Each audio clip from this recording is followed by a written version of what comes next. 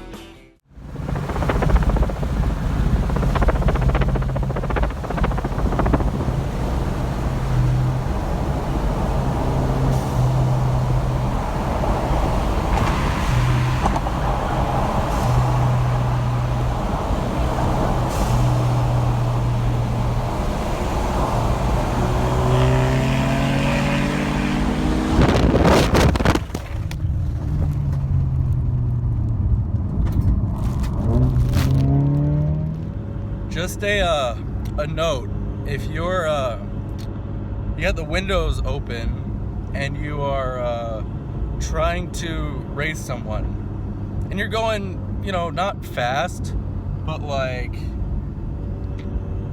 decently fast to where it's kind of windy, there's a lot of force blowing by the car. Don't hold your phone in the way of that wind, or else it'll go flying into the back seat. As you just saw, I put a bus and a half. Well, I put more than that. I just let out on that charger because it was slow.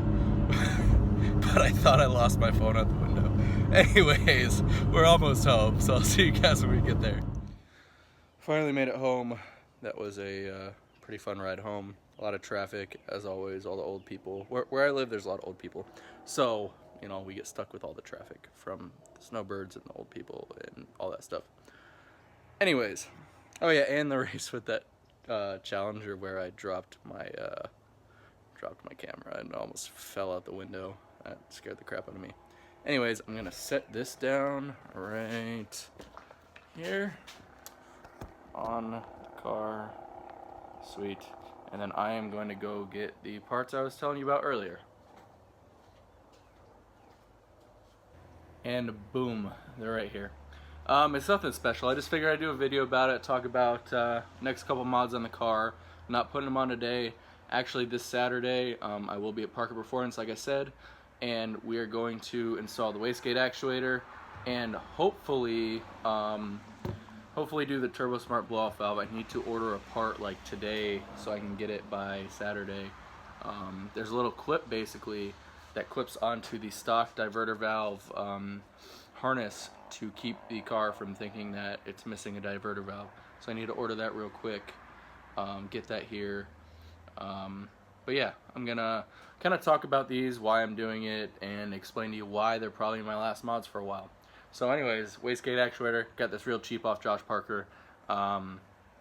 Good price, not gonna say how much, but got it for a good price. It is actually the Tune Plus spec. It just says Turbo Smart right here, but it's the Tune Plus spec wastegate actuator. And as some of you may know, this is basically just going to help hold boost better, longer.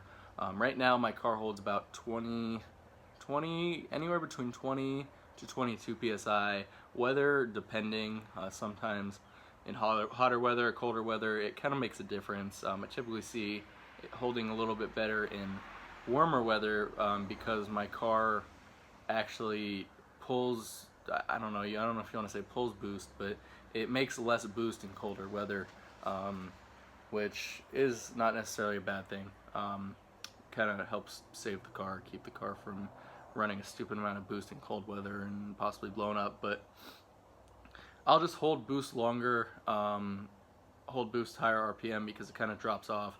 That's basically what this is going to do. I've never installed one, so it'll be a learning experience. I'm going to try to do as much as I can. Hopefully Josh will teach me a thing or two about installing these. I'll be able to do these for some other people in the future. But yeah, that's one of the mods that's going on the car. So I'm going to throw this over here. Now this is 100% not necessary. I just wanted it just because the stock diverter valve has been fine. I do sometimes see a peak of 27 psi. Which I don't think the stock diverter valve is really meant for that much boost. I typically hit about 24, 25. I don't think the stock diverter valve is meant for that much boost, so I should probably upgrade it. It hasn't gone yet, and I'm at 34,000 miles. But what does it hurt to upgrade? So let's open this up. I don't need that. And by the way, I'm putting all this stuff on my roof. It's wrapped in vinyl, not putting on the paint. Not that I don't worry about scratching the vinyl up, but it's a lot better than scratching paint up. So this has already been messed with a little bit, but let me see if I can pull this off. So throw that over there. What this is the Turbo Smart. I'll read it right off the box so I don't get the name wrong. Right? Okay, so this is the Turbo Smart Compact Shorty Dual Port. So basically, Turbo Smart has a couple different models for the stock location replacement.